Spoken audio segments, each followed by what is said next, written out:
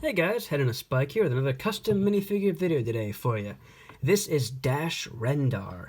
Now, not many of you guys have heard of him unless you're really old school people like me.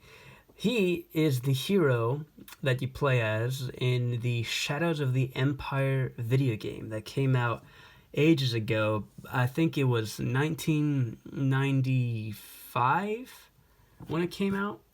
Quite a long time ago, and it was only on the Nintendo 64, so no one else could even play it. Now, there might be some modulators nowadays if you go to like Steam or something like that, or GOG.com. I don't know for sure because I haven't tried it, but you can find the playthroughs of this game on YouTube if you don't have the consoles. And it's a pretty crazy game. The story takes place between episode 5 and episode 6 of Star Wars. In fact, the first level of the game, you're playing as Dash, and you're on Hoth, trying to help Luke escape, and taking down some AT-ATs.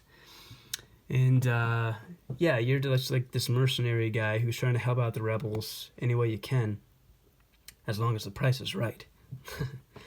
So, how I built this figure is this hairpiece, which I like using more than other ones, but I'll show you other options. This is from the episode 8 version of Luke Skywalker from the Octu Training Island set that came out a few years ago. And I like it because it looks a lot like his hair, I think. It looks the most like it than other ones, but I'll show you two other options. And there is a problem with this hairpiece because it kind of gets in the way of this shoulder blades that I'm telling you about. That was the hardest part to find. Well, first of all, let me tell you. So this headpiece is from Star-Lord. This is the original Star-Lord from the Guardians of the Galaxy set, Volume 1. It came out in 2014. And I like it because it's got the good beard. There's different versions of his head that you could use. Some are clean-shaven, so you could use that also for Dash Rendar. I just went with this one because I think it looks most like how he does in the video game. There's quite a few pictures of how he looks in concept art and the video game and cosplayers, actually. The shoulders are the hardest part that I was working on to try to figure out, and I'm still not super happy with this design. The actual character has these really big, bulky, brown shoulder pads that kind of look like tires, honestly. And this is the closest thing that I could figure out. I was toying with the idea of using the type of backpack build that Yellow Jacket has from the Ant-Man set from 2015. I was toying with that, trying to make that work, but I couldn't.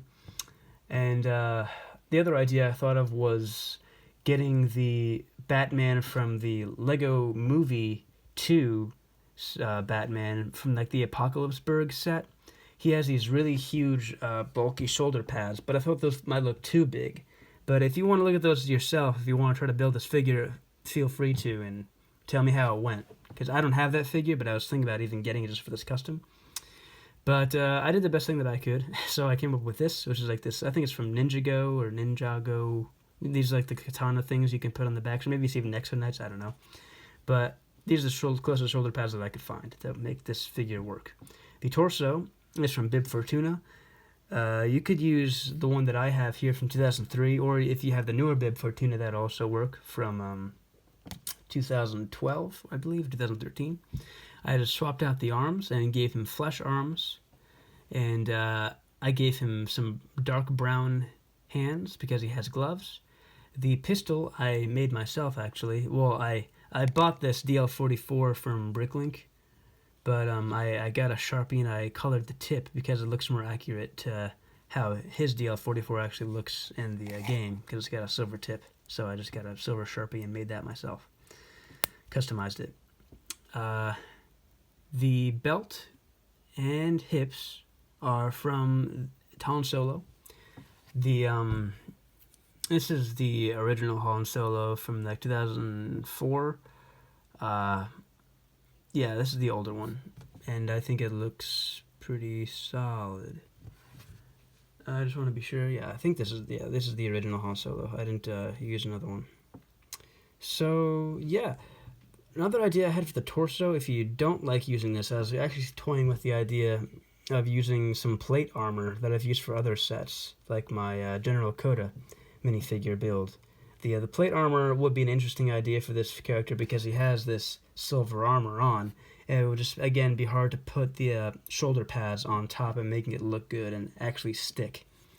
So, other ideas, if you don't like this hairpiece, and the tricky thing is you have to like kind of put the head up a little bit above the shoulder pad in order to use this hairpiece. But if you don't want to do that, then you can just stick it down all the way on the peg. And you can use this hairpiece, which works well as well, I think. This is the Captain America hairpiece from Endgame. I think also, funnily enough, Star-Lord uses it in the Endgame sets in Infinity War.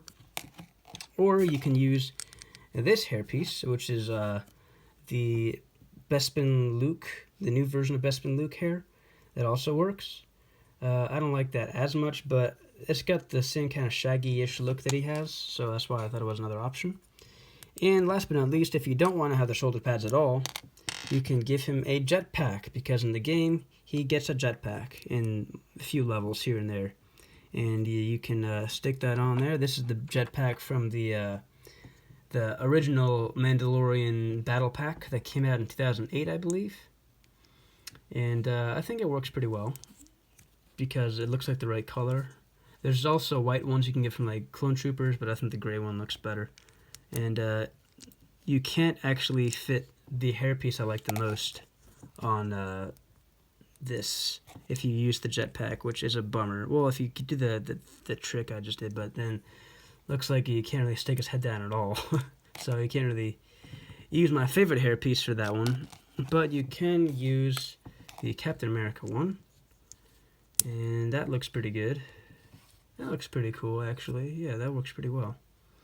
And you can also use the other Luke one if you want.